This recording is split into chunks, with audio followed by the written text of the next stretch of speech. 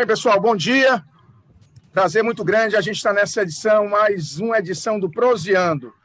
Essa conversa informal que a gente está tendo com queridos amigos e amigas de todo o Ceará, né? Discutindo um pouquinho desse momento difícil que a gente está passando, do enfrentamento da Covid-19 em cada um dos municípios do Brasil, e também falando, lógico, das eleições desse ano, como é que a gente está se arrumando em cada um dos municípios. Hoje eu tenho a honra de, pela primeira vez, a gente está recebendo um deputado estadual, né? Nas outras vezes, a gente recebia prefeitos, vice-prefeitos ou lideranças locais. Hoje a gente inicia a série, que eu espero que agora a gente sempre coloque um companheiro nosso deputado estadual, com o líder do PDT na Assembleia Legislativa, um amigo querido, ex-prefeito de Brejo Santo, grande liderança do Ceará como um todo, meu amigo deputado Guilherme Landim. Seja muito bem-vindo, Guilherme. Prazer muito grande você estar aqui. Também conosco, o presidente da Apresse, também outro companheiro querido, presidente da Associação dos Prefeitos do Ceará, prefeito Nilson Diniz, do PDT, também companheiro nosso de luta.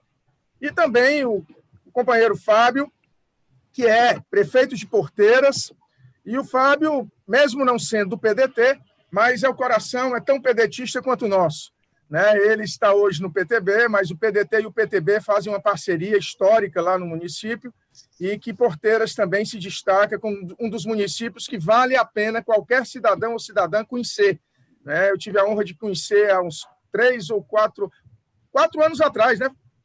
2015, 5 anos atrás. 5 anos atrás eu conheci ainda na campanha, quando o Fábio era candidato mais uma vez à prefeitura, né, substituindo o meu amigo Manel. Então, Porteiras é um dos municípios que merece conhecer, mas depois a gente fala. E a gente não entrou ainda, pode ser que entre no decorrer dessa nossa conversa, o companheiro Tiago Campelo, que é o prefeito de Aracoiaba, prefeito que foi eleito em dezembro do ano passado para 1 ano de mandato, coitado. E nesse ano de mandato ele ainda enfrenta uma pandemia dessa, né? Mas, enfim, é isso aí. Mas vamos começar esse nosso proseando, como a gente tem sempre falado. A gente dá espaço para alguém da cultura cearense nordestina, né? E a gente tem hoje a honra de receber a Mariana, deixa eu ver aqui, a Mariana Cavalcante, né? Ela é conhecida como Menina do Sertão. Então, ela vem conquistando uma legião de fãs pelo seu carisma, pelas suas brincadeiras. Ela é sobrinha do Cirane Cirino, estudante de jornalismo, cantora, sanfoneira, técnica do meio ambiente, enfim, é uma guerreira. E é bem conhecida para quem gosta de vaquejada. Eu sei que aí o Guilherme e o Fábio, aí, com certeza, não sei o Nilson. O Nilson também gosta, vaquejada lá no Cedro. E é isso, gente. Passa aí, vamos ouvir, vamos começar nosso proseando ouvindo a Mariana. Ok, Mariana.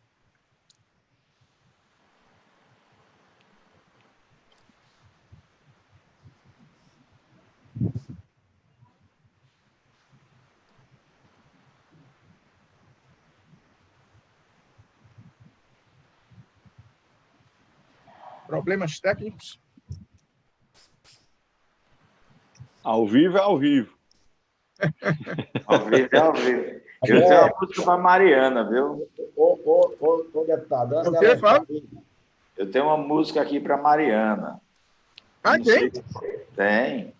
Se ela não conseguir entrar, Fábio, pode, Ela, André, pode cantar, deixar Fábio. que Se ela Fábio não entrar resolve. aí, pode cantar. Não, eu não sei se pode. É aquela que diz, Mariana tá querendo comer Fábio com maisena. Ela tá querendo ir lá pro bar do seu Lucena. Aí o resto fica para vocês. Pronto, então, já que a Mariana não entrou aí, a gente já teve a chance de ver o nossa dose de cultura. Deputado André, eu acho que a única coisa que eu sei cantar, e hoje eu podia até cantar, que era os parabéns para o vice-prefeito, que é do PDT também, o Joãozinho, é o aniversário dele hoje. Aí eu acho que eu poderia cantar, e eu acho que até desafina aí disso aí, mas a gente cantava aqui os parabéns dele depois. Que maravilha. Parabéns para o Joãozinho. Joãozinho e Titico. Joãozinho, parabéns, meu amigo. Muitas felicidades, muita saúde, sucesso e vitórias, né? Se Deus quiser. Parabéns, Joãozinho. Gente, eu acho que a gente vai ter que começar sem a Mariana mesmo.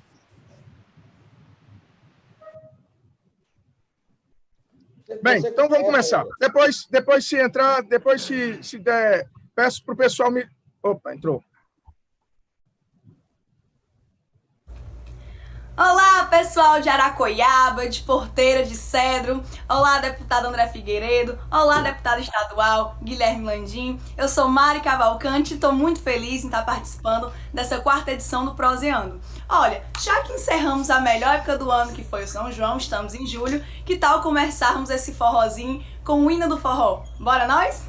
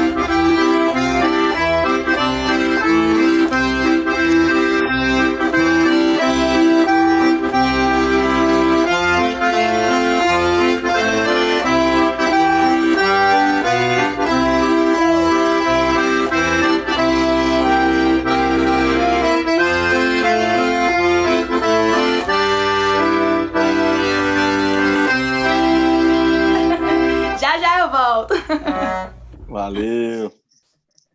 Bom demais, Mari. É isso aí, gente. É muito bom a gente começar esse bate-papo bem informal aqui, ouvindo o hino do nosso Nordeste, do nosso Brasil, né?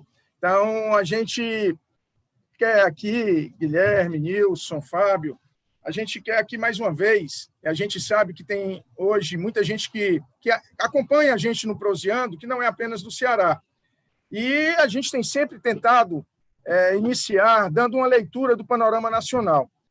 E é muito triste a gente ver o nosso país, né, sendo praticamente um navio sem bússola, não sabe para onde está indo, não tem um comandante que efetivamente consiga juntar todos que trabalham nesse navio em direção ao rumo certo. E o que nós temos que lamentar nesses mais de 3 meses, mais de 100 dias, onde tivemos a primeira vítima fatal aqui no Brasil, é ver esse número subindo assustadoramente. Mais de 61 mil famílias perderam entes queridos, 1,5 milhão de brasileiros contaminados e ainda essa curva, na maioria dos estados brasileiros, numa crescente, né? Não tendo atingido ainda o platô, que é justamente quando a gente tem a expectativa que ela comece a decrescer. Mas nesse período, a gente, graças a Deus, conseguiu, dentro do Legislativo, fazer algumas ações que minimizassem o sofrimento desses brasileiros e brasileiras, né? Conseguimos aprovar o auxílio emergencial de R$ 600. Esse auxílio emergencial que está sendo pago foi o Poder Legislativo que conseguiu. O governo federal queria dar só 200. A gente tem sempre que dizer isso, porque o presidente da República fica dizendo que foi ele. E não foi, na prática não foi.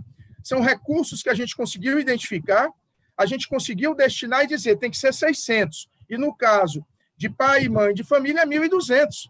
Então, isso realmente serviu nesses 3 meses para diminuir o sofrimento. Conseguimos agora a prorrogação e, mais uma vez, nós batemos o pé, tem que ser 600. O governo queria só 300 e a gente conseguiu 600. O governo já autorizou mais 2 de 600. Daqui a 2 meses a gente luta de novo, se for necessário, vamos prorrogar de novo.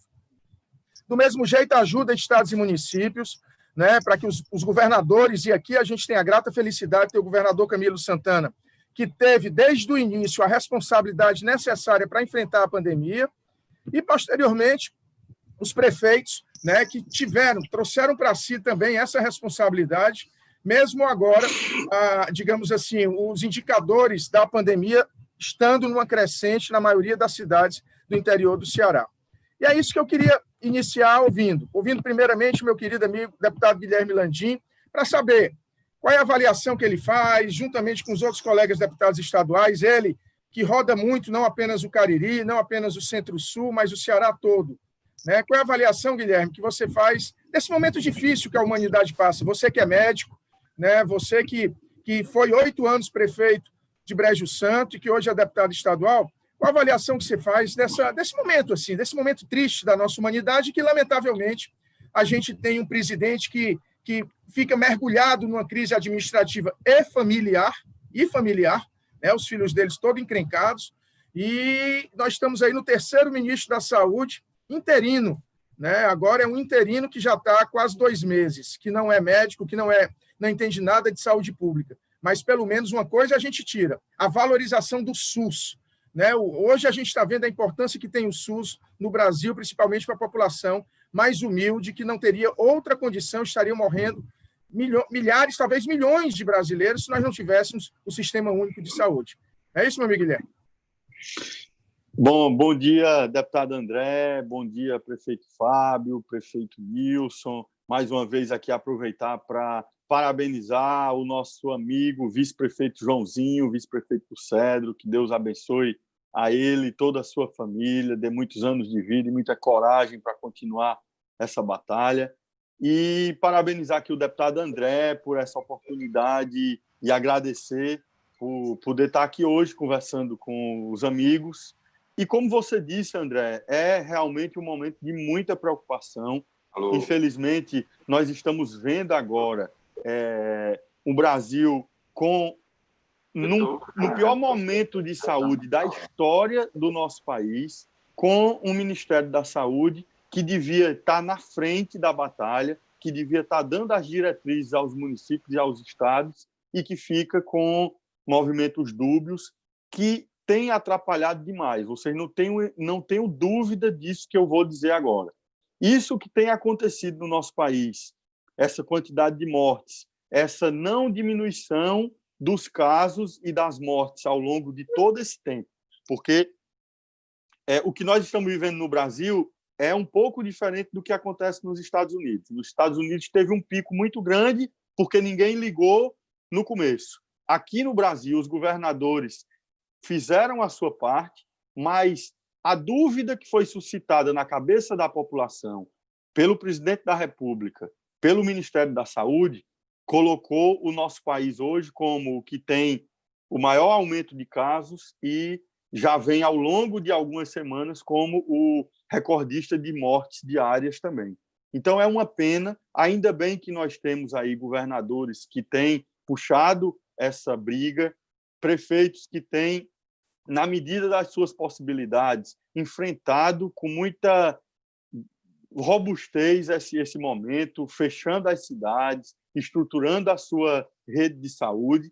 E, nesse sentido, a gente tem que parabenizar aqui o trabalho da grande maioria dos prefeitos do nosso estado, parabenizar o governador, a Assembleia Legislativa também, que, assim como a Câmara Federal, tem feito um grande trabalho, a Assembleia também. Lá nós aprovamos a isenção das contas de água e energia para as pessoas de baixa renda, beneficiando aí 540 mil pessoas no estado do Ceará, o Vale Alimentação para os estudantes da rede estadual de ensino, o Vale Gás, mais de 3 mil leitos entre UTIs e enfermarias foram abertos no nosso estado. É um dos estados que mais testa, tem semana que é o primeiro que mais testa, tem semana que é o segundo que mais testa, mas tem se destacado nisso aí também. Além de que a Assembleia, todos nós deputados, destinamos as nossas emendas do ano de 2020 para o governo do estado investir no combate e prevenção do Covid. Eu também tenho a grata satisfação, André, de fazer parte do Conselho do Fundo dos Direitos Difusos do Estado do Ceará, que é um fundo composto pelo Ministério Público e alguns setores do Executivo, e a Assembleia Legislativa, eu que sou o membro desse conselho, e lá também nós conseguimos destinar mais 10 milhões de reais para compra de EPIs e de testes rápidos também para o estado do Ceará. Então, junto com esses prefeitos que têm feito o seu trabalho, é a forma que nós temos de fazer a nossa parte e pedir à população, que nós sabemos que é muito difícil, já há mais de 100 dias nesse isolamento, mas nós temos, principalmente, André, aqui falando hoje, para a região do Cariri, que o Fábio representa, e a região do Centro-Sul, que o Nilson representa, são as duas regiões do estado hoje com maior crescimento de casos. Então, são as duas regiões que a população precisa se preocupar mais ainda, aguentar mais um pouco ainda todo esse sacrifício, porque, infelizmente, nós não temos vacina e a única forma de nos preservarmos e dar condições da rede de saúde absorver os doentes é com uso de máscara, isolamento social, só sair de casa quando for estritamente necessário e, quando sair, respeitar esse distanciamento, que isso vai ser o novo normal para todos nós, para que a gente possa conviver com essa doença que, infelizmente, enquanto não tiver vacina, vai estar circulando no meio de nós e nós vamos precisar nos acostumar. É isso aí, meu amigo Guilherme. A região, eu lembro logo no início que a gente estava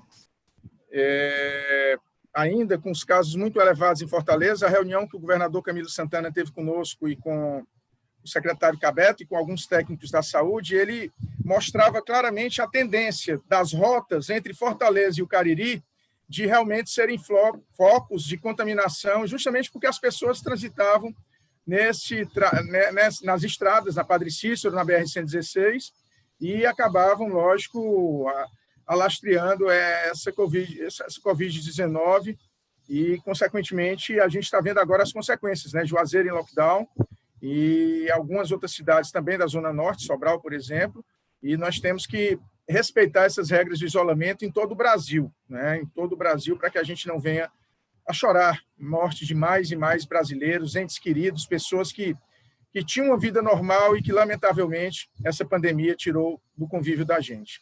E eu quero passar agora também a palavra para o meu amigo Nilson, que ele tem um desafio, além de ser prefeito do Cedro, né, e mais uma vez também parabéns para o seu vice-prefeito, para o Joãozinho, né, nós temos aí ele tem aí a missão de ser o presidente da Associação dos Prefeitos do Ceará. São 184 prefeitos que formam a prece, e a gente sabe muito bem desses desafios, né? Não é brincadeira hoje a gente estar convivendo com uma dificuldade muito grande por conta da queda da arrecadação, né? Queda dos repasses do FPM, claro, mas que também lá no Congresso Nacional nós temos buscado minimizar o sofrimento que essa pandemia vem trazendo, no aspecto da saúde, mas também no aspecto da arrecadação de cada município. Não é isso, meu amigo Nilson? Então, bom dia.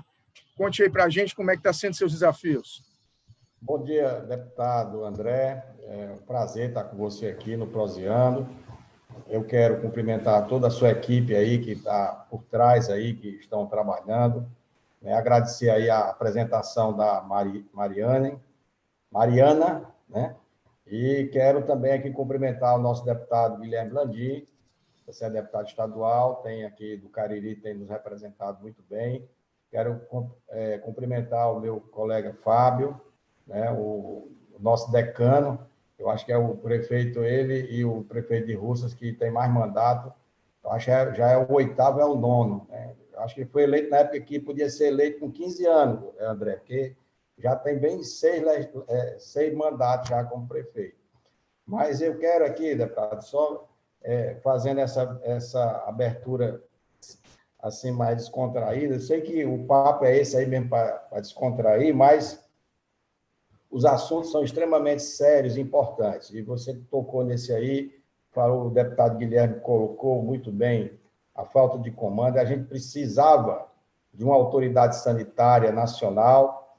Eu acho que até, deputado, para dar um norte sobre a responsabilização dessa pandemia, inclusive com relação a essa alteração na lei que foi dada, né, que foi encaminhada essa lei lá para o dia 15 de novembro. Eu acho que a autoridade sanitária era obrigada a estar presente nesse momento, até para poder sustentar, porque alguém tem que se responsabilizar e essa preocupação cabe muito aos prefeitos. Mas eu quero, primeiro, agradecer a todos os nossos deputados e senadores pela ajuda que foi dada na questão da recomposição do FPM, que esse mês agora de junho vai terminar, não sei como é que nós vamos caminhar para frente.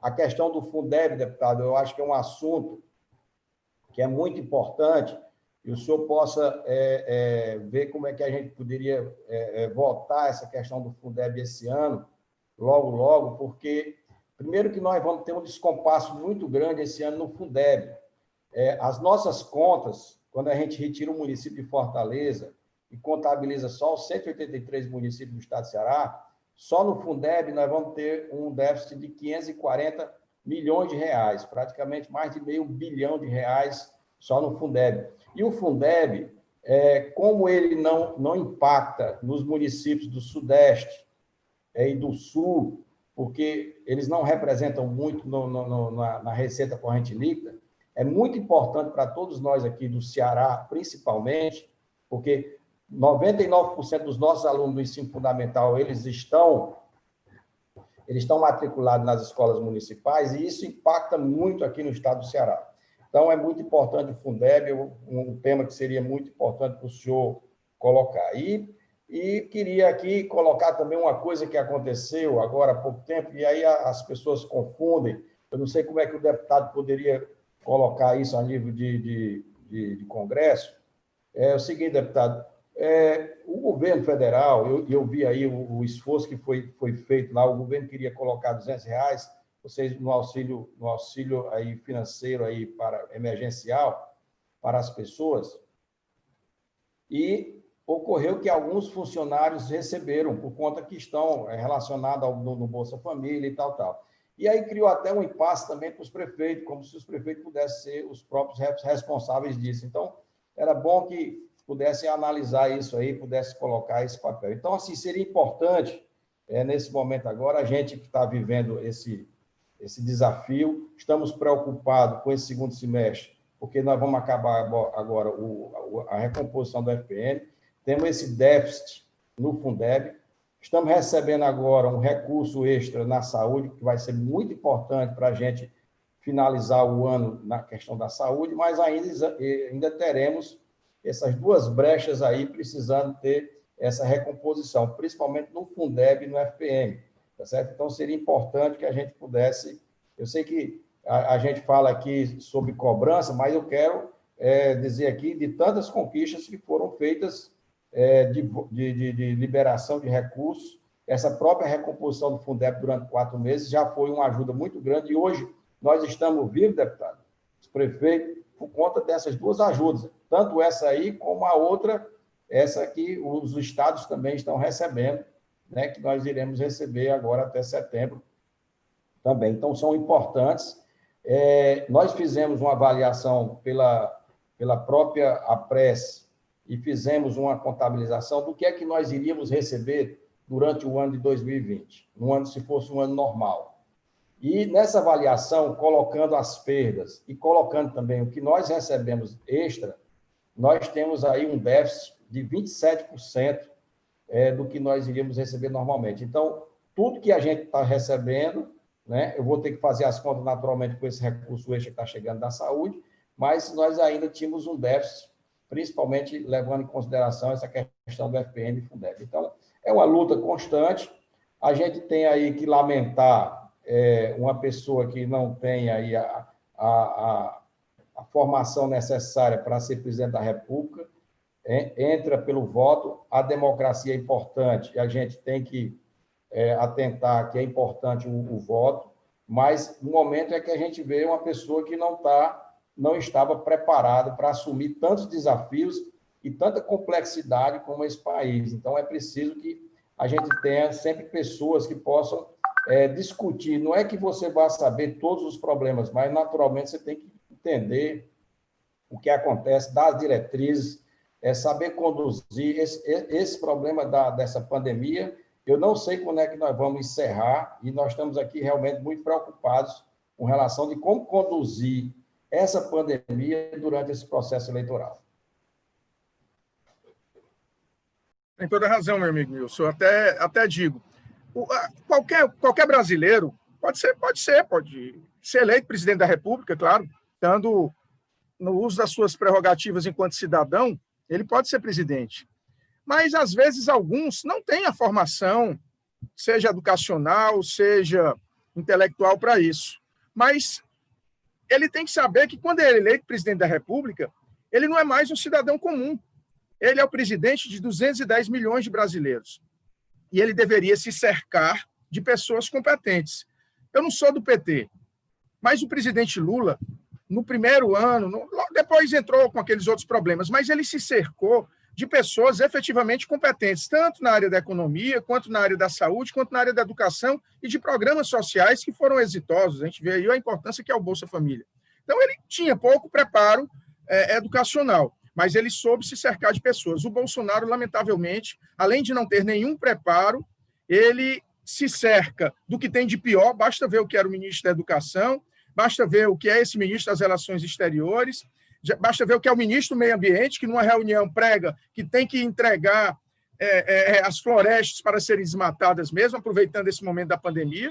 Enfim, é uma constelação de incompetentes, e é por isso que o Poder Legislativo, nesse momento, traz para si essa responsabilidade.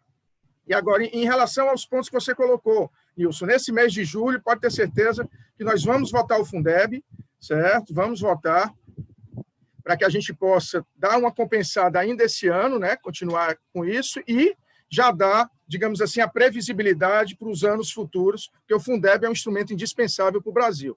E, ao mesmo tempo, dizer que existe uma projeção que nós estamos discutindo com o Ministério da Economia, que foi nos passada que os municípios precisariam em torno de 5 bilhões de reais para fechar as contas no ano, né? Então, nós estamos buscando esses 5 bilhões de reais para que a gente possa fazer com que os municípios não terminem um ano numa situação de elevadíssima dificuldade e, consequentemente, sofrendo as consequências ainda maiores dessa pandemia. Pode ter certeza disso, tá bom?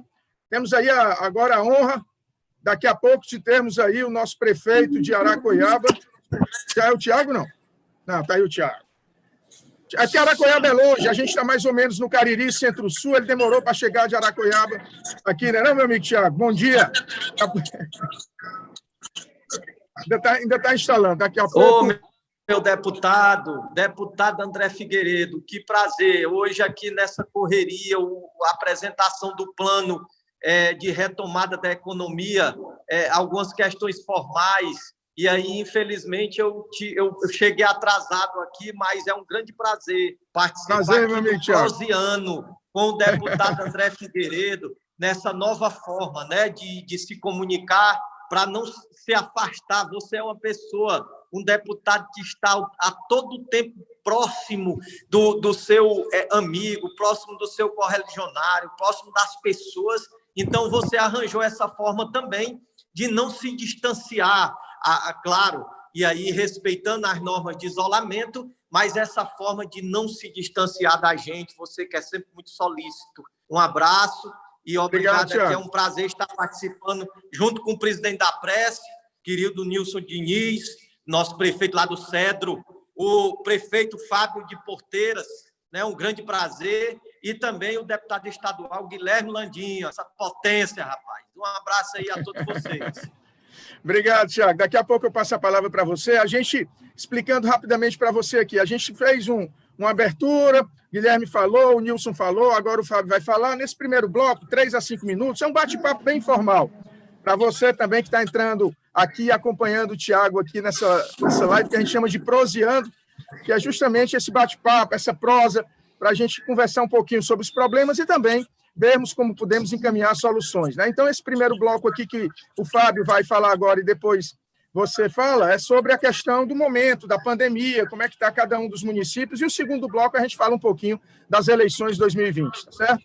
Então, meu amigo Fábio, você que tem aí essa responsabilidade de cuidar há vários mandatos, você e meu querido amigo Manuel Novaes, você que tem trabalhado muito, e eu digo para quem não conhece a Porteiras. É uma cidade absolutamente encantadora, um exemplo de gestão que eu tenho absoluta certeza que vale a pena conhecer.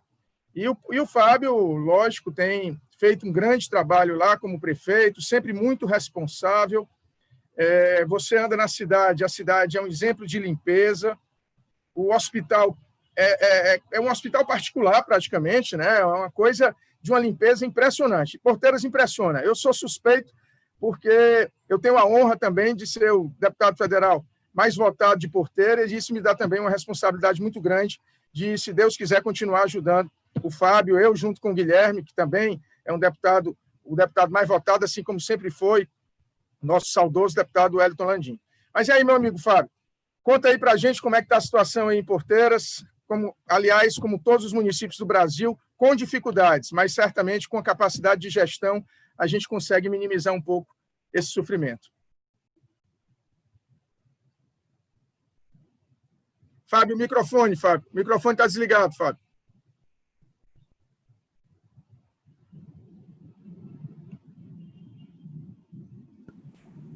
Está ouvindo agora? Agora estamos. Bom, eu vou dispensar os cumprimentos para você, porque depois do entusiasmo aí do Tiago, por mais que eu queira, não tem necessidade. Obrigado pelas palavras aqui para mim, para o município. Guilherme, Nilson, que vocês já fizeram uma pauta nacional, estadual. O Nilson falou da situação dos municípios e me chama a atenção algumas coisas, e eu queria me restringir agora um pouco na questão dessa pandemia local, dos municípios propriamente dito. Se nós pegássemos municípios como Porteiras, Jati, Penaforte, Barro, Brejo Santo, que é um pouco maior, que é quem nos dá suporte lá na saúde, como também Barbalha, que tem um centro maior em relação à saúde, hospitais, enfim. No início da pandemia, eu fui muito cobrado para as questões de barreiras, de isolamento social e etc. E a gente acompanhou os decretos do governo do Estado por achar que aquele era o caminho. Nós não sabíamos como era que podíamos nos comportar da melhor forma possível, a forma mais adequada, e a gente acompanhou as orientações e seguimos os decretos estaduais. E assim fizemos. Eu, por uma questão de percepção que todos nós temos, sabia que naquele momento nós poderíamos ficar mais relaxados, porque a pandemia começou realmente, a contaminação maior em Fortaleza, que foi um vírus que começou, digamos assim, pelos ricos, as pessoas que vieram da Europa, que viajaram para fora, etc., tudo, e começou em Fortaleza, nos bairros mais nobres de Fortaleza. Ia demorar um pouco a chegar, mas chegou aqui, como vai chegar em todos os cantos do Brasil, e por mais que a gente tenha precaução, ele não vai acabar, esse vírus vai continuar. Nós estamos esperando chegar essa vacina para que nós fiquemos mais tranquilos. Mas nesse momento, depois de todo o isolamento que nós fizemos, do final de março, dia 18 de março para cá, esse é o momento, não é, Guilherme, Nilson, que vocês estão convivendo nos municípios, como também André, nós sabemos que esse é o momento do Cariri, realmente, como o Guilherme falou, já tem muita gente cansada, angustiada de estar em casa, principalmente aquelas casas menores, as pessoas de mais baixa renda, mas ontem eu fui na rádio exatamente para fazer esse apelo. Esse é o momento que nós deveremos obedecer todas as orientações. Os hospitais daqui estão com os leitos de UTI para o coronavírus quase todos lotados já, e nós temos que pedir à nossa população que se resguardem, que use máscara, que obedeça às orientações dos técnicos da Secretaria de Educação. Nilson falou de uma coisa importante aqui, quando falou que o governo federal deveria dar um norte, e eu quero, Nilson, assim, fazer uma complementação, que eu sempre achei isso. O governo federal está muito grande, ele está muito robusto, ele está com muita coisa que não deveria ficar a critério deles. Falou aí que parte do trabalho, do esforço, são os prefeitos. E os prefeitos são lembrados muito quando se dá atribuição, porque as pessoas não moram no Brasil, as pessoas não moram no Ceará, as pessoas moram em Cedro, as pessoas moram em Aracoiaba, as pessoas moram em Brejo Santo e as pessoas moram em Porteiras e assim por diante. Os problemas, eles existem aqui. Diferentemente dessa pandemia, eu quero fazer uma comparação agora entre uma coisa e outra. Nós vivemos o município com a menor arrecadação do bolo da União. E eu sempre pensei, inclusive já comecei isso com o deputado André Figueiredo, com o Guilherme, que o município deveria ser o contrário, o município deveria ter muita autonomia para que nós não pudéssemos estar necessitando, que é de grande valia, por exemplo, essas compensações que estão havendo em relação à perda do FPM do ano passado, aliás, esse ano, querendo compensar, pelo menos igualando ao ano passado. Esses recursos extras que vieram para o Covid estão realmente servindo muito à população. Teve no início aqui, quando a gente estava offline, até Guilherme perguntando a Nilson, esse dinheiro que vem agora, como é que vai ser gasto, etc. Porque esse dinheiro vem muito engessado, como todo o dinheiro da União, ele vem muito engessado, deixando os prefeitos sem poder fazer uma previsão, sem poder fazer um planejamento de médio e longo prazo. Então, essas situações como o que está acontecendo agora em todo o mundo, e agora, a gente falando especificamente dos nossos municípios, faz a gente refletir um pouco como é que o prefeito se vira, como é que o município consegue conduzir os outros todos os problemas com tão pouco recurso e com tão pouca autonomia como nós temos. Voltando agora para a questão do coronavírus. Aqui no nosso município, aumentou os casos de 20, 15 dias para cá, aumentou muitos casos, mas ainda está sendo controlado. O hospital, como o André falou, que é um hospital bem organizado, no início da pandemia, a gente já isolou uma área, André, Guilherme, a gente isolou uma área. Claro que nós sabemos que o hospital aqui é mais um hospital de triagem, para que nós encaminhemos para Brejo Santo, Juazeiro, Barbalho, enfim, para os centros de média e alta complexidade. Mas nós isolamos aqui para receber todas as pessoas suspeitas, eles entram lá, tem os leitos normais, as enfermarias normais, e aqui em Porteiras, a gente cuidou também com os agentes de endemia. As outras situações, como de chikungunya, das outras doenças que são causadas naturalmente nessa época de inverno, e nós conseguimos fazer com que a população de Porteiras ficasse mais tranquila e conduzindo essa situação que não é fácil para nenhum de nós, a gente consegue ter esperança que a gente saia disso em breve, com muito cuidado, pedindo à população sempre que guarde as orientações.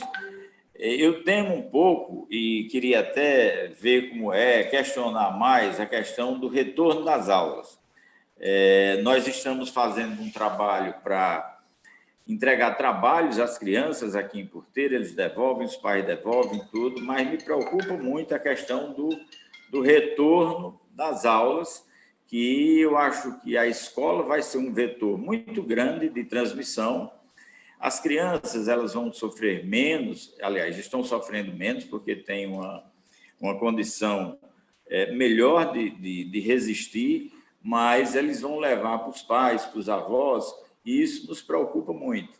Então, é um caso de ser pensado, discutido esse retorno com um terço, um quarto das crianças.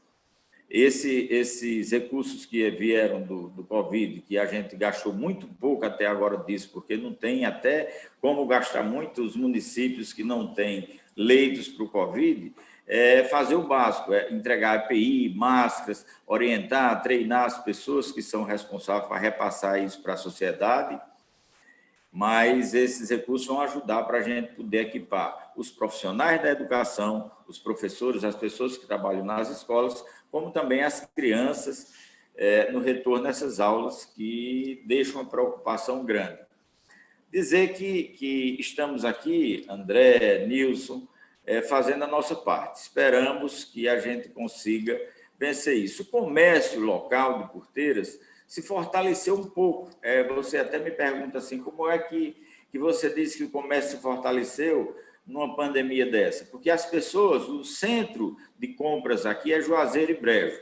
as pessoas, pelo próprio isolamento social, deixar de comprar fora, quando essa substituição dessas ajudas às pessoas mais necessitadas, substituindo o Bolsa Família, que as pessoas ganhavam R$100 e poucos, até R$200, passaram a receber 600, 800, 1.200, até R$1.800, fortaleceu um pouco do comércio. Tem alguns pontos, os profissionais liberais, os topiqueiros, enfim, que a gente que sabe que eles estão sofrendo com isso.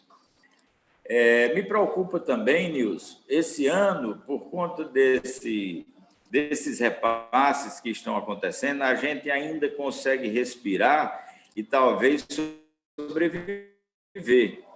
Mas a partir de 2021, deputado, a gente tem que observar isso, porque essa recuperação da economia em relação a 2019 talvez não aconteça. E aí os municípios, como a União e o Estado, vai precisar da recuperação da economia como um todo para poder manter os seus trabalhos como a gente vinha mantendo. Obrigado, Fábio. Esse dado que você colocou é bem interessante mesmo, né? Algumas cidades de porte médio para pequena, elas tiveram realmente uma aquecida do comércio com a chegada desses recursos do auxílio emergencial que o Congresso Nacional conseguiu, né? E porque para evitar deslocamento para centros maiores. Porteiras é perto de Brejo, né? Mas se fosse depender, por exemplo, para ir para Juazeiro do Norte, seria completamente não recomendável. Então, é interessante isso daí. E dizer que nós temos, concordo plenamente, hoje, existem duas pautas prioritárias e que nós esperamos, estava até conversando com o presidente da Câmara essa semana lá em Brasília, dizendo de que a gente não sabe se a gente vai conseguir voltar 100% a termos reuniões presenciais no segundo semestre. Talvez a gente tenha que fazer um escalonamento de líderes, de percentual de parlamentares que possam estar presentes, caso não tenham nenhuma comorbidade ou não estejam no grupo de risco. Mas são duas pautas que a gente tem que enfrentar, a reforma tributária e também um novo pacto federativo. Né? Essas duas pautas, elas são efetivamente estruturantes para o Brasil pós-pandemia. Né? O Brasil que, como você mesmo disse, a partir de 2021, vão querer aí colocar um receituário ultraliberal de privatizar tudo para dizer que o Brasil está quebrado, que não tem dinheiro. A gente vai fazer uma oposição firme aí se apresentarmos alternativas de utilização de alguns fundos constitucionais que estão completamente parados. Agora mesmo, eu e o deputado Mauro Filho fizemos isso, né? Tem mais de 170 bilhões de reais em fundos sem serventia nenhuma, sendo remunerados praticamente com nada, enquanto isso a gente pegando dinheiro emprestado para pagar com juros altíssimos para quase o dobro da Selic. Então, nós estamos construindo caminhos, você tem toda a razão, mas o Pacto Federativo nós vamos precisar para que os municípios não fiquem tão dependentes da União e nem dos estados, né? Principalmente da União, que concentra todos os recursos do nosso orçamento. E agora, por fim, passar a palavra para o meu querido amigo Tiago Campelo. Estava falando, Tiago, antes de você entrar, do desafio que é ser eleito em dezembro para um ano de mandato, e nesse um ano de mandato, com 2 meses e pouco, você já enfrenta uma pandemia. Eu vou dizer, vai entrar para a história. Um ano de tanto sofrimento, mas que eu tenho absoluta certeza, com sua capacidade, com sua história, com seu excelente relacionamento com o governador Camilo, com todos que fazem o governo do estado do Ceará, com o deputado Zezinho Albuquerque, secretário de Cidades, com todos nós, né? Você que já teve a oportunidade também de exercer o mandato de deputado estadual, e que é filho também de uma das maiores prefeitas de Aracoiaba, minha querida Marilene Campeiro, eu tenho certeza de que você vai pegar esse ano para dar uma arrumada aí, mesmo nessa dificuldade, para futuramente, aí sim, você exercer na plenitude esse mandato de prefeito que a população de Aracoiaba te confiou. Bem-vindo, meu amigo Tiago. Conte aí para a gente como é que está sendo esses momentos de dificuldade aí. Primeiro, eu queria agradecer, deputado André Figueiredo, pela oportunidade de estar aqui proseando com o deputado federal André Figueiredo, deputado votado na nossa cidade, amigo do povo de Aracoiaba, e falar aqui também da presença, é um prazer imenso estar participando também aqui junto com o prefeito de Porteiras, o Fábio, o nosso deputado Guilherme Landim, deputado atuante, deputado aí do Cariri e do Brejo Santo, né? E também o nosso presidente da Prece, o prefeito Nilson Diniz. Deputado, a internet estava um pouco ruim aqui, porque eu tive que participar aqui de um dos prédios aqui, onde eu estou, na prefeitura, mas eu acho que está dando para me ouvir bem, não está? Pronto. Então, eu quero agradecer a oportunidade e dizer que realmente isso aí que o deputado falou, a gente até é um pouco assim, dá vontade da gente rir, embora a luta seja grande, a gente não tenha tempo nem para rir nesse momento, mas realmente pegar a gestão pública do município de Aracoiaba numa eleição suplementar e aí partir para um momento de grande retomada, pensando no progresso já de imediato, e enfrentar uma pandemia que aqui tem pessoas mais jovens e aí a gente nunca passou por isso, até os mais velhos nunca passaram por essa situação tão grave que nós estamos passando nesse momento. E aí eu queria aqui, bem objetivamente, adentrar no mérito desse tema da questão do coronavírus, essa dificuldade que os municípios têm passado, e iniciar dizendo dessa luta. Eu agora, recentemente, que assumi e peguei essa situação, mas todos os prefeitos estão passando por esse momento de dificuldade. E aí temos aí a Prece, no caso, a nossa Confederação Nacional, junto aí aos deputados federais e ao governo federal, tentando amenizar esses problemas. E aí, a todo momento, deputado, nós temos que, e a todos os presentes aqui na live, todas as pessoas que estão assistindo, um prazer aqui estar falando com todos vocês, se reinovando a cada dia, porque esse enfrentamento, ele é uma novidade tanto para as pessoas estudiosas já da área da saúde, imagine também os gestores municipais que a todo tempo tem que se reinventar e a gente tomar medidas para que a gente faça esse enfrentamento. E aí, aqui no município de Aracoiaba, não difere dos municípios do estado do Ceará. A gente sabe que iniciou a pandemia, ela iniciou nos grandes centros e aí, seguindo o padrão dos outros países, e aqui quando adentrou no Brasil, primeiro atinge os grandes centros e aí, em seguida, devido a essa movimentação da população, vai aí ao interior de cada município, né? E a gente tem agora sofrido um grande número de pessoas que estão com coronavírus no interior do estado do Ceará. A nossa região, que aqui Aracoiaba está inserida, a região do Maciço de Baturité, nós tivemos o pico, na verdade, já no mês de maio. Fizemos aqui um estudo, né, para que a gente pudesse ter os dados e as estatísticas também internas, assim como o governo do estado e os grandes municípios do estado do Ceará têm. Nós também fizemos esse estudo aqui com profissionais técnicos para que a gente possa acompanhar os dados e as estatísticas e tomar as medidas realmente mais eficazes. E aqui no município, nós somos hospitais, nós somos um hospital polo aqui, atendemos 8 municípios. Então, a questão de estrutura do município de Aracoiaba, a grande quantidade de pessoas que aqui chegam, a gente também teve aí esse enfrentamento por conta de um maior número, um maior risco que nós temos aqui no município. Porém, tomamos as medidas desde o início, que são tomadas aí pela grande maioria dos municípios do estado do Ceará. Nós aqui, a gente não difere disso, e as medidas são praticamente também as mesmas. Essa questão, primeiro, da criação do comitê, que aqui nós fizemos lá atrás, no início, o Comitê de Combate e Enfrentamento ao Coronavírus. Tivemos aí a equipe clínica toda montada, fizemos uma referência de atendimento na UPA, porque nós temos UPA aqui também no município de Aracoiaba, tendo em vista que o Hospital Polo, a pactuação aqui na região é trauma e clínica médica, então, para não haver, aqui no Hospital Polo, a gente tem leitos de retaguarda e fizemos esse, vamos dizer assim, hospital de campanha, como é chamado, na UPA, mas para atendimento de até média complexidade, porque os casos que necessitam de UTI, aí tem que ser transferidos para os hospitais regionais, porque é essa a estrutura que o Estado do Ceará tem, e é esse o modelo de saúde aqui. Nós temos que encaminhar os casos de alta complexidade para os hospitais regionais, e a nossa regional é Fortaleza.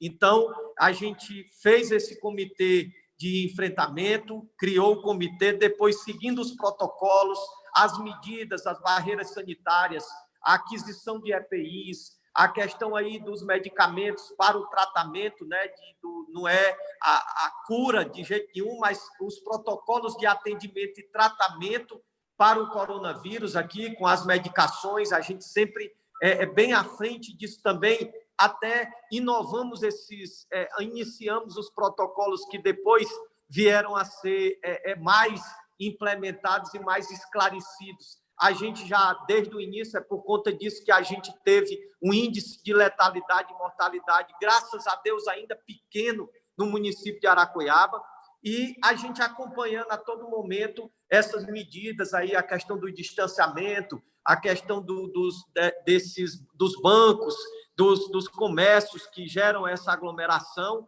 A gente implantou aí essas medidas que vários municípios do estado do Ceará também implementaram, com a questão dessas lonas, dessas tendas que a gente coloca aí para que haja esse distanciamento, as pessoas poderem ficar um pouco distanciadas, e também colocando ali as cadeiras, o pessoal da saúde, da assistência social, da educação, todos envolvidos nesse enfrentamento, dando transparência também, a todo momento os boletins sendo colocados de forma transparente de tudo que está acontecendo. E as medidas, eu já vi os colegas aí falando das medidas que são colocadas, os protocolos, e aqui também são os mesmos. Eu não vou repeti-los aqui para não ficar repetitivo. E aí, esse enfrentamento, ele necessita do apoio grande aí do Congresso Nacional.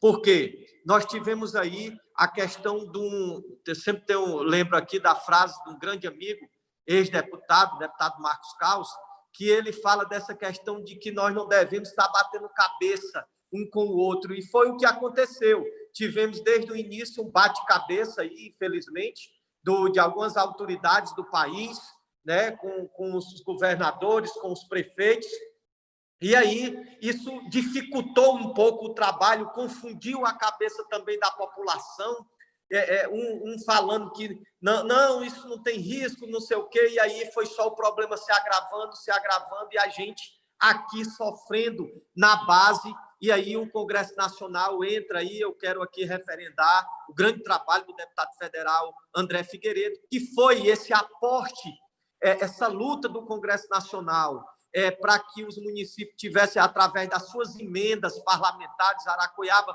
que foi contemplada também nesse momento de bastante dificuldade, com essas emendas super importantes, para que a gente pudesse, pelo menos, respirar, que a gestão pudesse respirar. E aí a gente enfrenta as dificuldades, a preocupação são esses meses que se avizinham, porque a gente, essa questão do FPM, esses aportes aí que o governo federal também, com essa luta do Congresso e essa luta dos prefeitos do Brasil e aqui do estado do Ceará, os prefeitos juntos nessa luta, pôde amenizar, né, a questão do FPM, pelo menos agora nessas 4 parcelas, ameniza um pouco, mas nós temos vários outros problemas de receitas que caíram. Para ter uma ideia, aqui no Fundeb de Aracoiaba, nesses 6 primeiros, no caso dos 6 meses agora, nós tivemos uma queda brusca nesses últimos 3 meses de R$1.200.000 só no Fundeb. Então, isso gera uma dificuldade muito grande da gente continuar fazendo uma gestão eficiente. E aqui em Aracoiaba, eu não vou tecer comentários específicos com as dificuldades, porque eu ia passar, aqui no caso da gestão, eu ia passar o tempo todo falando sobre isso, e eu não quero aqui sair da questão do tema da pandemia. Então, eu quero aqui, nesses breves comentários, falar que os problemas que nós estamos enfrentando e continuamos enfrentando, a questão da retomada da economia. Aracoiaba entrou na primeira fase aí do estado do Ceará, nesse plano de retomada, porém, a gente continua tomando as medidas efetivas, porque a nossa preocupação a cada dia é que não aconteça o que vem acontecendo em vários outros municípios do Brasil, que estão tendo um retrocesso com relação às medidas de enfrentamento, colocá-las de novo na rigidez e nessa questão do lockdown, algumas até determinando aí a questão do lockdown, porque houve aí tanta coisa com relação a essa questão da retomada, é uma questão tem que ser gradativa, tem que ser realmente firmada na cabeça da população, que não é uma abertura total. E aí começa a ter essa confusão, porque as pessoas também estão necessitando de sair para voltar à normalidade, ao trabalho, porém, a nossa preocupação é com a saúde, tem que ser com a saúde nesse momento, e aí continuar contando com o apoio dos parlamentares, deputado André Figueiredo, e de toda a bancada do Estado do Ceará, do governo do Estado do Ceará, o nosso governador Camilo Santana, para que a gente possa continuar nessa luta e na busca juntos aqui, os prefeitos, nessa busca de melhorias e que a gente possa continuar, pelo menos, trabalhando e amenizando esses problemas que as gestões estão enfrentando. Então, obrigado e estarei aqui acompanhando vocês até o final dessa live. Um abraço a todos. Obrigado, Thiago. Recebendo aqui algumas interações aqui nessa nossa live, o Luiz Carlos Coutinho, nosso jornalista aí de Porteiras.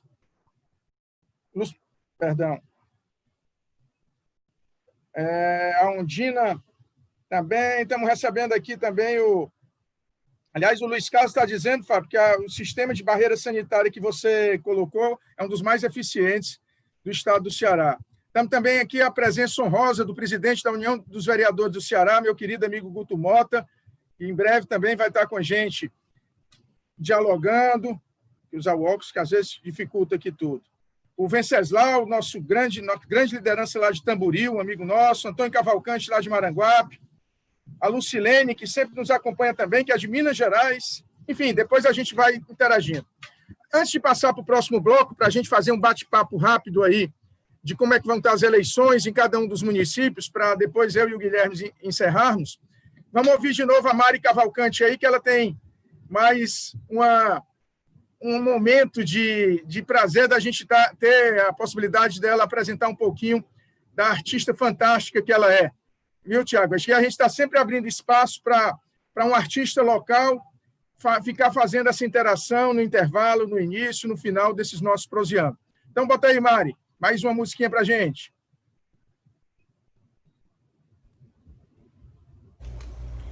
Oiê! Voltei para iniciar o segundo bloco do Proseando. E bora continuar com o forrozinho gostoso, né? Mandacaru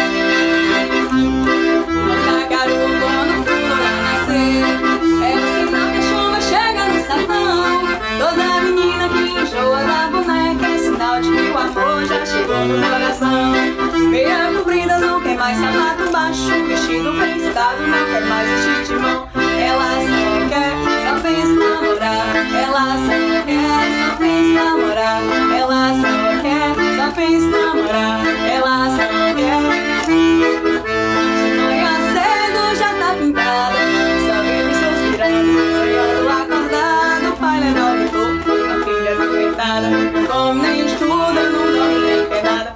Ela só quer, ai, ela só quer, só pensa namorar. Ela só quer, só pensa namorar. Ela só quer. Mas o doutor nem examina, chamando o pai de lado, diz ao surdina que o mal é da idade. Cuida da menina, não tem esse remédio em toda a medicina. Ela só quer, só pensa namorar. Ela só quer, só pensa namorar. Ela só quer, só pensa namorar. Ela só quer, só pensa namorar. Bom demais, Mari, bom demais, bom demais. Vamos passar agora para o último bloco e vamos fazer uma inversão agora nas ordens, começando pelo Tiago. Né? O Tiago, como eu disse anteriormente, foi eleito para um mandato tampão. Né? E, graças a Deus, foi uma vitória lindíssima, que foi uma vitória contra um candidato super rico. Né? E a gente sabe muito bem que era importante demais a gente ter esse contraponto ao poder financeiro que teria o adversário dele, para mostrar que com trabalho também se ganha eleição. E foi isso que aconteceu em dezembro do ano passado. Thiago conseguiu aquela bela vitória, está tendo esse desafio de administrar, ele e a Selma é nossa querida vice-prefeita, né, que eu tenho muita gratidão também de ter me ajudado nas eleições de 2018. E o Thiago tem aí, hoje o PDT em Aracoiaba tem o vereador Sidney Brasil, não é isso? E também, lógico, quero também sempre fazer menção aos meus queridos amigos Cosme, que é um amigo de décadas do PDT de Aracoiaba, o Reilton, né, a Daís, enfim, vários amigos e amigas que, graças a Deus, estão conosco nessa caminhada e que estão com o Thiago. E mandar um abraço também para o presidente da Câmara, o vereador Helder Paes, que é do PP, não é do PDT, mas é um aliado muito Olha leal. quem é que está aqui comigo aqui, ó. Seu aí. Amigo também. Fala, Jerônimo, tudo bem? Show, André. Oi? Show. Tamo junto. Tô vendo, Júnior aí. Tudo bem, Júnior? Grande abraço, meu irmão. E dizer para vocês que Aracoiaba é uma cidade importantíssima do maciço de Baturité, e aqui é muito legal. Eu sempre tenho essa prática de colocar um prefeito de cada região do nosso estado. Então, tem aqui o Fábio, que é do Cariri, tem o Nilson, que é do Centro-Sul, e o Tiago, que é do maciço de Baturité. A gente já ouviu o Tiago aí da região do maciço, também a Roberlândia, em Guaramiranga, o Assis, em Baturité. Então, temos feito sempre, já ouvimos do Cariri, já ouvimos do Centro-Sul, hoje é a primeira vez que a gente coloca um deputado estadual. Aliás, um deputado e um ex-deputado, né? E quem sabe futuros deputados aí também. Então, Tiago, como é que está em Aracoiaba? Qual é a projeção para as eleições? E aí também o informe. Nessa semana nós votamos, como eu já vinha conversando com o próprio Nilson, com o Fábio, com o Tiago, com o Guilherme, nós votamos em segundo turno o adiamento das eleições, né? Existia também quase que uma certeza de que se o Legislativo não trouxesse para si esse papel, provavelmente o Judiciário traria, e as eleições seriam adiadas de qualquer maneira. Conseguimos adiar para 15 de novembro, vamos definir protocolos que realmente possibilitem uma eleição tranquila, e eu tenho absoluta certeza que esse tempinho que a gente ganha, esses 42 dias que a gente ganha, a gente começa a ter, no estado do Ceará, certamente, uma queda nessa curva da pandemia, que vai nos dar uma certa tranquilidade para podermos exercer a democracia na sua plenitude. Se houver algum estado, algum município que, porventura, não tenhamos essa segurança, aí o Congresso vai tomar uma atitude específica para aquele estado ou para aquele município. Mas o certo é que foi promulgada a PEC, as eleições serão 15 de novembro, as convenções de 31 de agosto a 16 de setembro. Fala aí, Tiago, como é que estamos em Aracoiaba?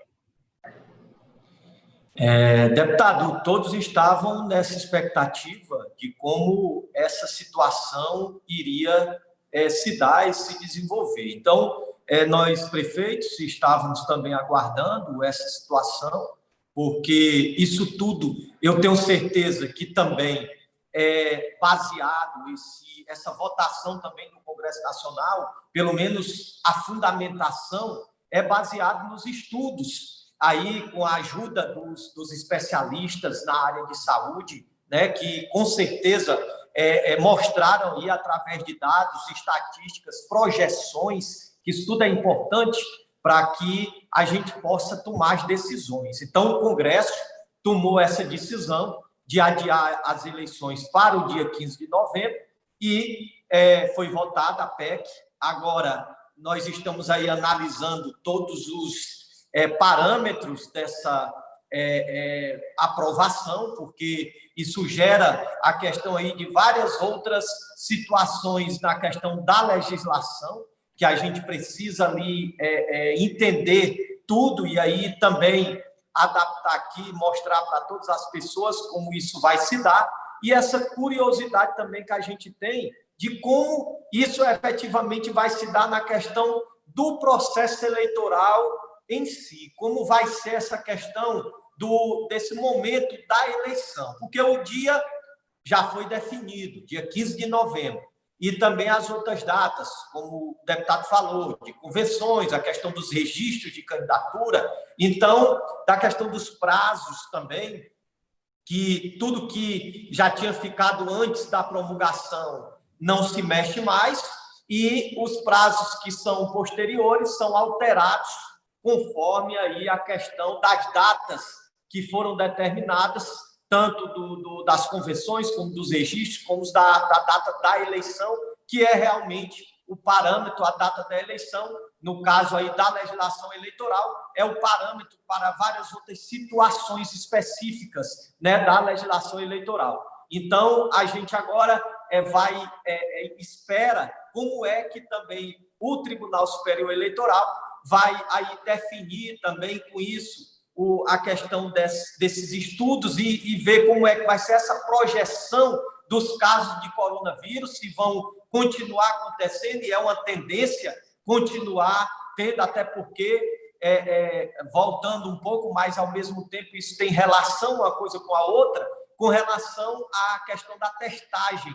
Quanto mais se testa, que foi também uma coisa que eu não falei no primeiro bloco, mas isso tem a ver agora com a questão do aumento do número de casos. O Ceará é o primeiro em testagem. O município de Aracoiaba aqui, eu posso falar especificamente, nós temos testado muita gente. Então, isso também reflete a questão do aumento do número de casos e a questão volto a dizer, a importância dos dados e estatísticas para que a gente possa ir preparando esse momento aí, como será esse momento da questão do procedimento mesmo eleitoral, esse contato, porque como o processo eleitoral, nós temos um contato direto com o eleitor, né? Então, as pessoas que são candidatas, elas têm um contato, todos os candidatos do Brasil, eles têm um contato direto com o eleitor. Então, como é que vai se dar a questão das aglomerações, que com certeza não vai poder ter, vai ser uma forma diferente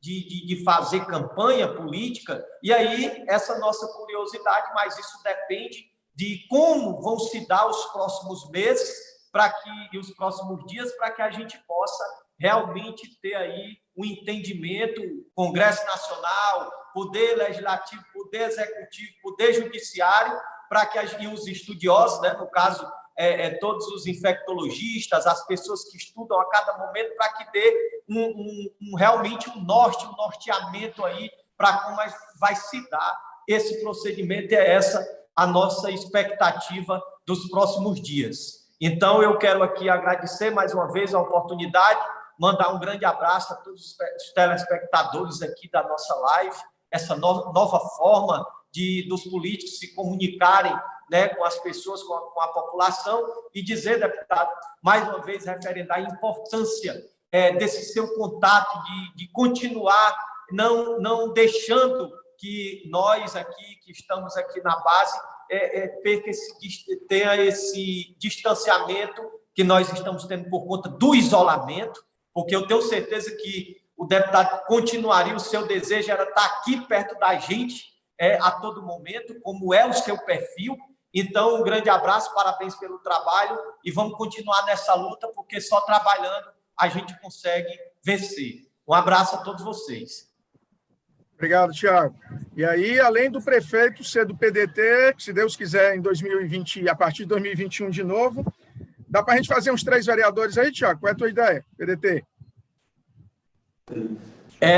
Isso mesmo. A nossa expectativa é que o PDT de Aracoiaba faça 3 vereadores. Então, a gente fez aí todo esse escalonamento, fez por conta dessa mudança também, né, que nós não temos mais coligações proporcionais. Então, foi feito todo o estudo, sem contar que o pré-candidato, nós ainda estamos falando de pré-candidatura, né, de todos, o pré-candidato é do PDT, né? Então, é isso mesmo. Beleza, Tiago. Obrigado, irmão. Agora passar a palavra para o nosso querido amigo, o prefeito Fábio Pinheiro, lá de Porteiras, que, como eu disse, não é do PDT, coração é como se fosse. E lá em Porteiras, basicamente, PDT e PTB são partidos co-irmãos, é o partido de Porteiras, na verdade, né? E ele tem feito, juntamente com meu querido amigo Manel Novaes, a cidade de Porteiras realmente virar referência administrativa. Ele que administra com o doutor Aníbal, né, que é o nosso vice-prefeito, que é afiliado ao PDT. E hoje, Porteiras, salvo o melhor juízo, são 3 vereadores do PDT, não é isso, Fábio? Marcondes Gomes, o Marcondes Xavier e o Dedo Simão, não é isso? Então, a Câmara de Porteiras, o Fábio, acho que só são 2 vereadores de oposição, todos os outros são da nossa base, todos os outros são amigos, né, amigos queridos, alguns que a gente tem a honra até mesmo de bater um papo pelo celular aqui, como o Erivaldo, enfim. e que a gente é muito grato. Costumo e sempre serei muito, muito firme de demonstrar minha gratidão, né, para todos os que me fizeram em Porteira ser o deputado federal mais votado, e que isso, claro, me enche de responsabilidade e me deixa muito honrado. E aí, meu amigo Fábio, como estamos aí os preparativos para novembro, 15 de novembro, a gente comemorar, se Deus quiser, Porteiras continuando no rumo certo, não é isso? Microfone, Fábio.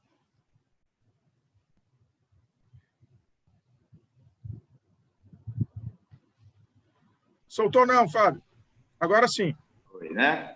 Agora sim. Bom, obrigado novamente aí, obrigado pelas palavras. E Porteiras, independentemente dessa questão de pandemia ou não, as eleições daqui, elas vêm se dando já há algum tempo com muita tranquilidade.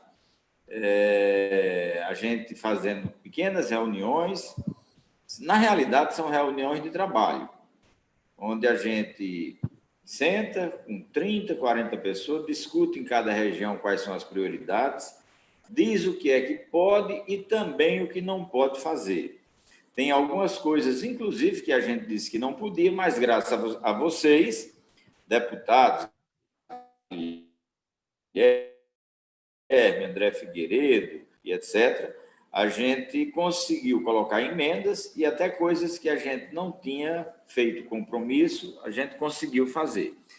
Então, eu vejo a próxima eleição como uma eleição normal, que deveria, inclusive, se adotar todo o tempo. Nós estamos conversando aqui.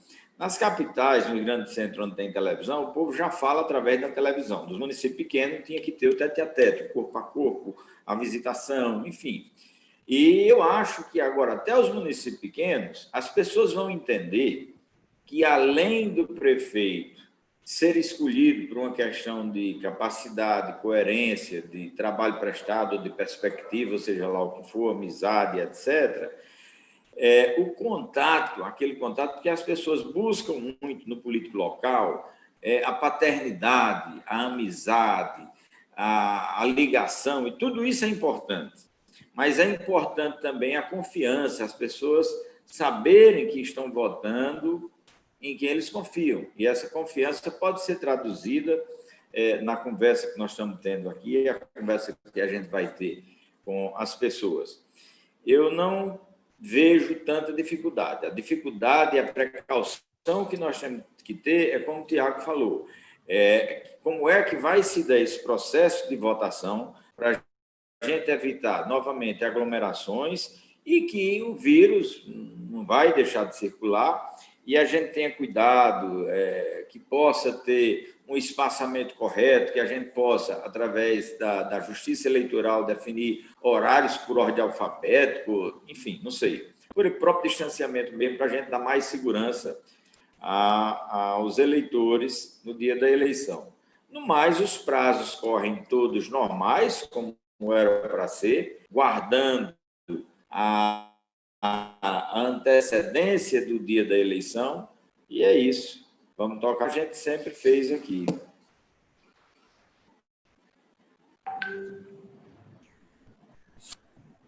Fábio está falando.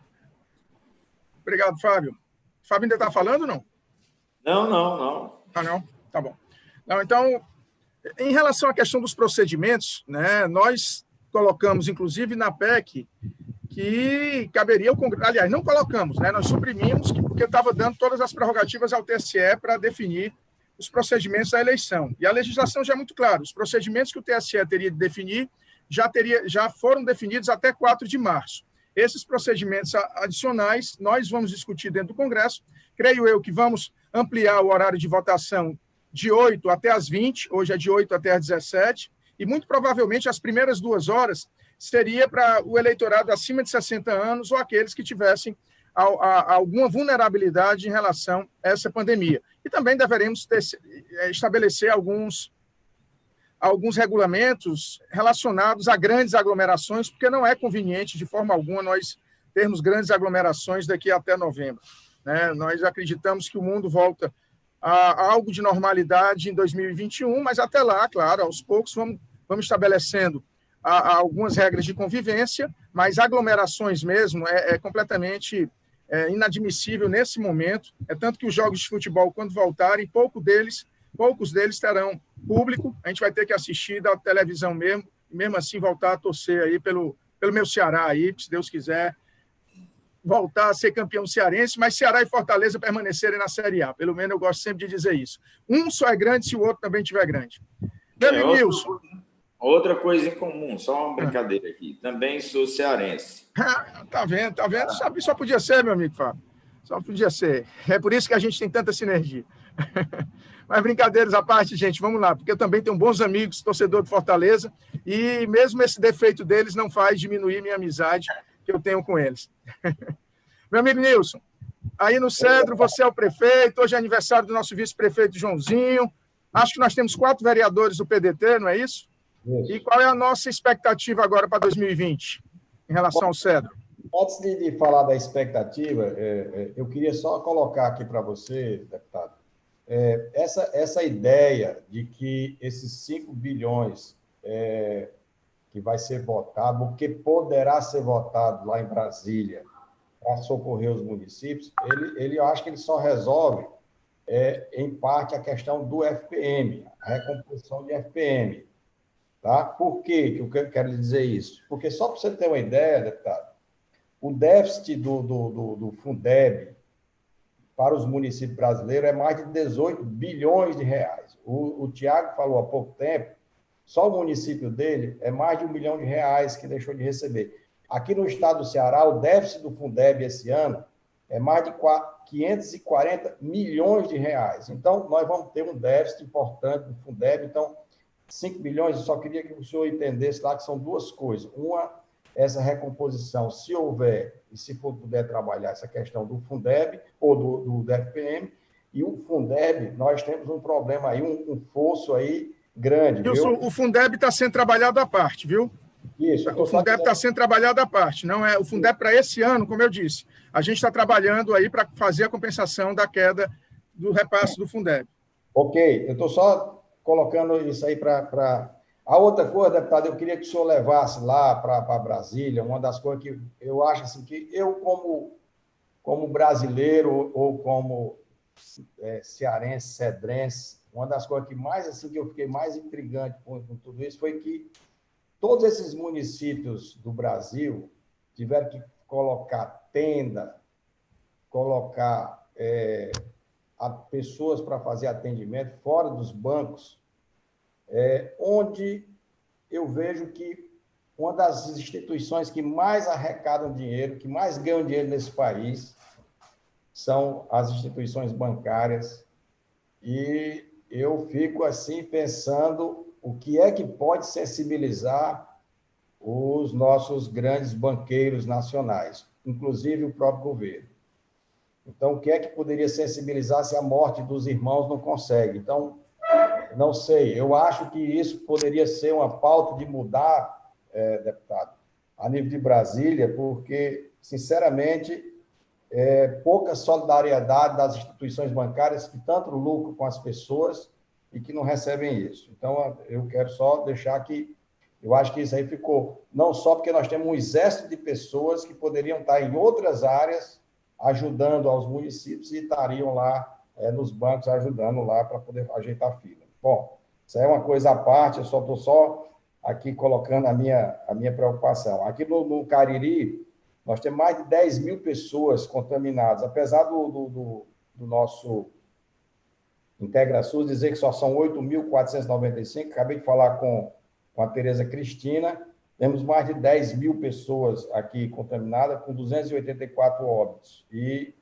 praticamente 100% de leitos de UTI ocupado, mas nós não temos fila para, nesse momento, hoje pela manhã, até a hora que eu fiz, não tinha fila para pessoas para UTI. Bom, fazendo essas 3 colocações, no final, aqui com relação à eleição, eu quero só aqui definir. Eu acho que foi muito prudente fazer aí, adiar a eleição, mas eu me preocupo muito. Eu acho que as eleições elas vão ter um componente que eu fico preocupado do ponto de vista por poderia chamar de formigueiro humano de pessoas trabalhando nessa eleição. Isso me preocupa sobre essa questão do vírus. E me traz aqui uma preocupação, deputado, é o seguinte: o Supremo Tribunal Federal colocou para os municípios e para os estados a responsabilidade de atuar como uma autoridade sanitária, já que nós estamos acéfalo em Brasília sobre esse assunto. Como é que um secretário municipal, nós vamos dar uma autorização para um candidato adversário, seja vereador, cabo eleitoral, que ele fique em quarentena? Quem é que vai fiscalizar, pelo amor de Deus, isso?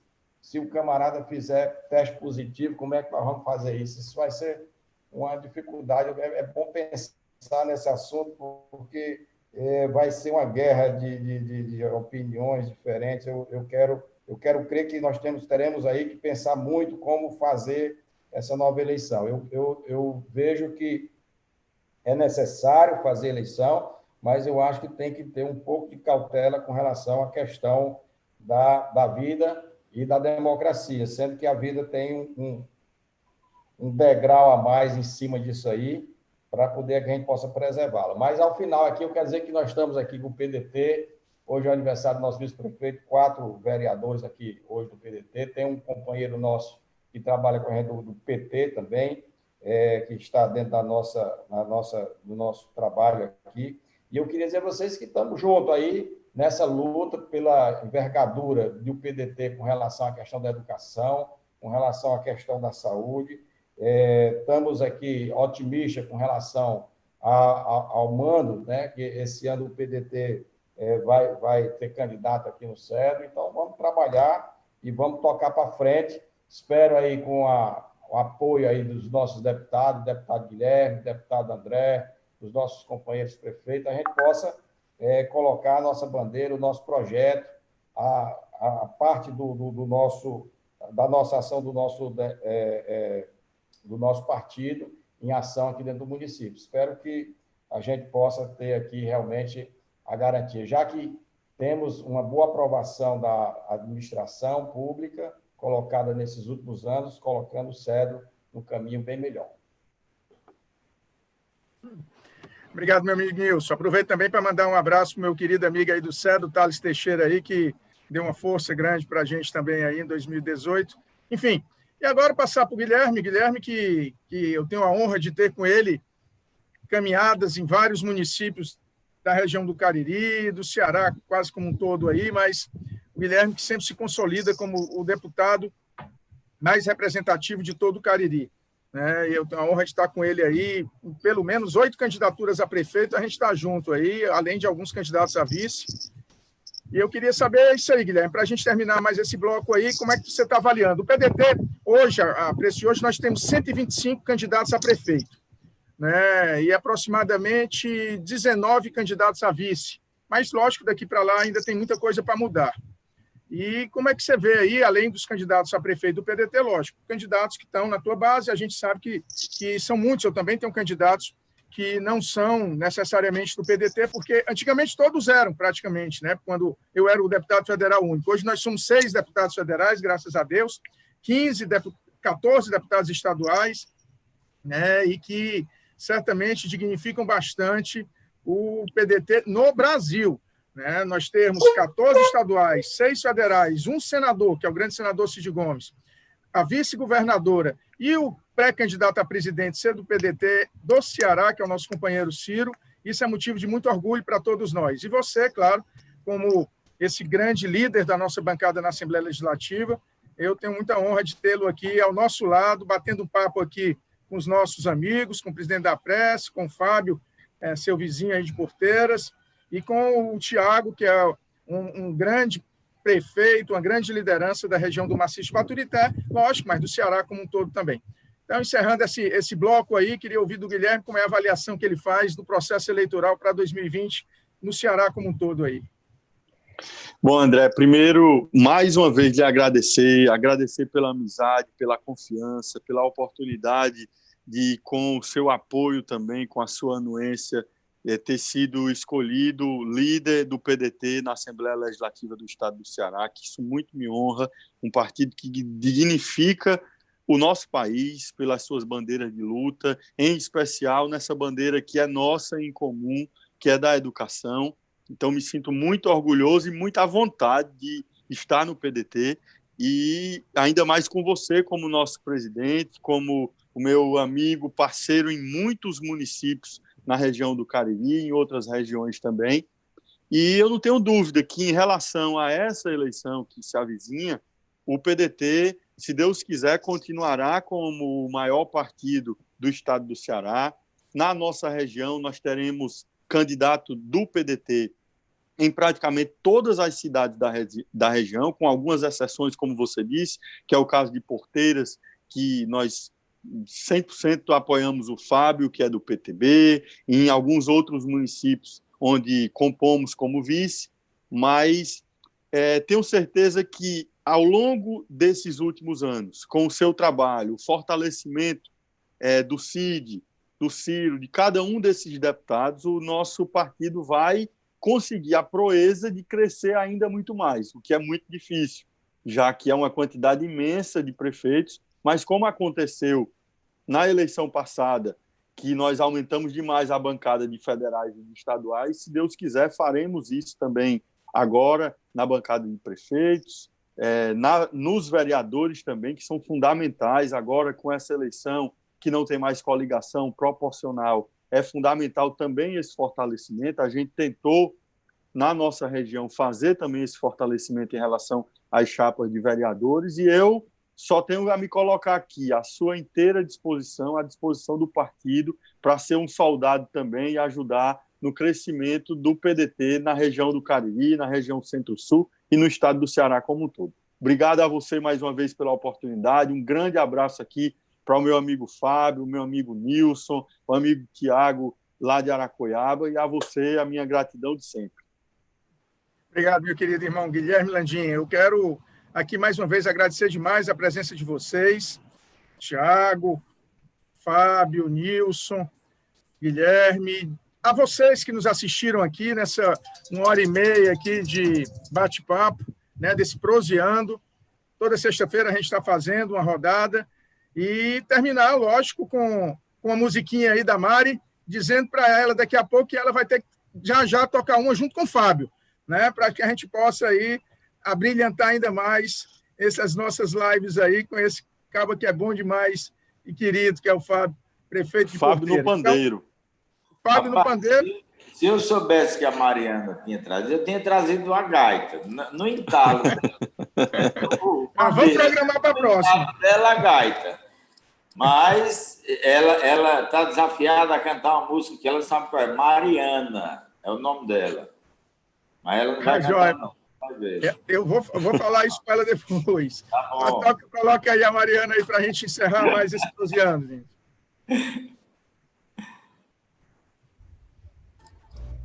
Opa, pessoal! Estou voltando aqui para encerrar esse programa que foi maravilhoso. Muitíssimo obrigada a todo mundo de Aracoiaba, de Porteira, de Cedro, aos deputados André Figueiredo, deputado Guilherme Landim, muitíssimo obrigado por essa participação. Queria só mandar um beijo todo especial à galera de Itapebo Sul, minha terra, que estão aí nos assistindo. Então, simbora nós encerrar com um forrozinho gostoso, né?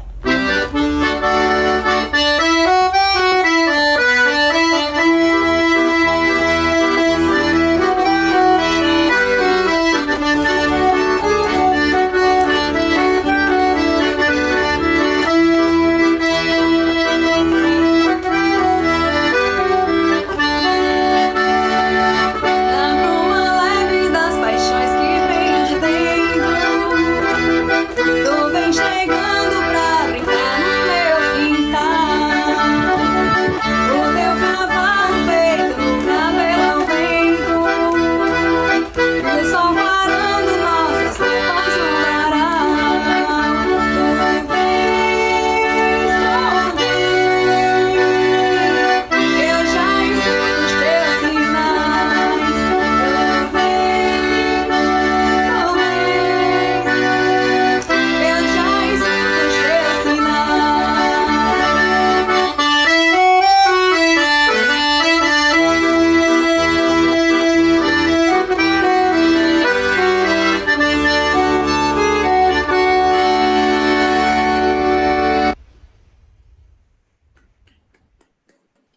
demais, bom demais, bom demais. Agora eu tô tá curioso para ver aí ela e o Fábio. Isso aí, vamos fazer esse show.